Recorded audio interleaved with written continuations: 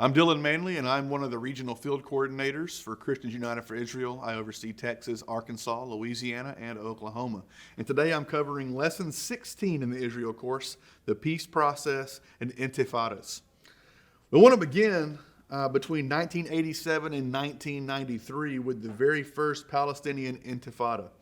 And what this was, if you're wondering, was a 4-year-long period of violence and terrorism which broke out after rumors spread in Gaza that Israel had killed 4 Palestinians in retaliation for an Israeli who had been stabbed to death.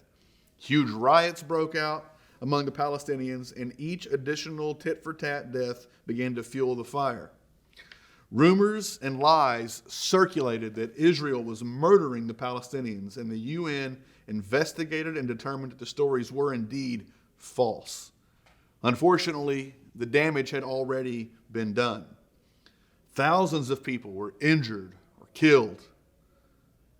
Over the duration of these 4 years, what had started as a spontaneous mob was orchestrated and encouraged by the Palestinian Liberation Organization, or the PLO, and Yasser Arafat.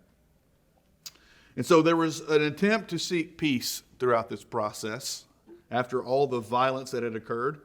The first was at the Madrid Conference. In 1991, the U.S., together with Russia, convened an Arab-Israeli peace conference in Madrid, and it was the very first of its kind. For the first time, Israel, Lebanon, Syria, Jordan, and a Palestinian delegation met together for negotiations.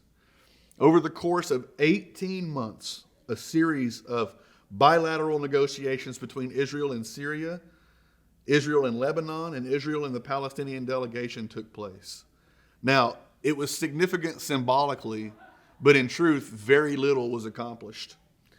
It all fizzled out when Israel and the PLO reached an agreement in 1993. So in 1993, we have another peace attempt with the Oslo Accords. There were 2 different ones, 1 and 2. We're going to talk about both. The first one, the world had high hopes for a peaceful restoration. When President Clinton brought Israeli Prime Minister Rabin and the PLO chairman Yasser Arafat to the Oslo Accord in September 1993 in Oslo, Norway. Beginning in 1992, for nearly a year, they began to discuss a peace agreement. In 1993, the 2 sides went public in a historic announcement that we now know as the Oslo Accords. The goal was not to provide a permanent solution to the Israeli-Palestinian conflict, but to take steps toward establishing trust between the 2 sides. Israel agreed to recognize the PLO, which had been founded in 1964 and terrorized Israelis with violent attacks for nearly 30 years, as the official representative of the Palestinian people.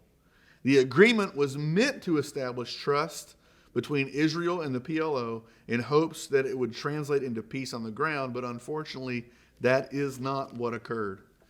In the weeks following the Oslo I Accord, Palestinian terror attacks against Israelis increased, mostly carried out by the terror organization Hamas. On September 28, 1995, the Oslo II Accord was released. Now, this one was different in that it delineated Israel's withdrawal from major Palestinian population centers, what areas could share joint cooperation with Israel and the newly established Palestinian Authority, and the PA's responsibility would be to their people. And by 1996, the Palestinian Authority was governing 95% of the Palestinians. Prime Minister Rabin, unfortunately, in 1995, was assassinated by an Israeli, Yigal Amir, who fiercely opposed the Oslo Accords. Part 2. 2000 and 2005, another peace agreement was trying to be reached. This happened at Camp David. In 2000, Bill Clinton invited Prime Minister Ehud Barak and PA Chairman Yasser Arafat back to the negotiating table at Camp David to negotiate a peace plan in accordance with the 1993 Oslo Accords. After 13 days, no agreement was reached. After the failure of the first summit, Arafat requested another meeting, and the Israelis generously offered the Palestinians 97% of the West Bank, a capital in East Jerusalem, full control of the Gaza Strip, and the right to return Palestinians to the new Palestinian state. But Arafat rejected the incredible offer and made no counter offer of his own.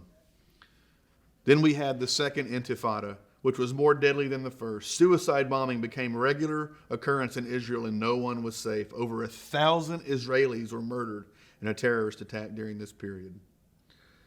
The Israeli government made the decision to enact a security barrier to protect all Israeli citizens, Jewish and non-Jewish alike, from the violence. Each year the barrier was being built, the number of attacks and casualties dropped by nearly 50%, and by 2003, that number had dropped even lower. Israel goes out of its way to be respectful as possible to the Islamic Palestinians, for example. They keep bomb-sniffing dogs as far away as possible. And finally, for most Palestinians, the process of going through the checkpoint is less invasive than it is for the average American to go through an airport security screening. Israel has put security measures in place in order to protect their people from the bombings and the intifadas that continue to take place today.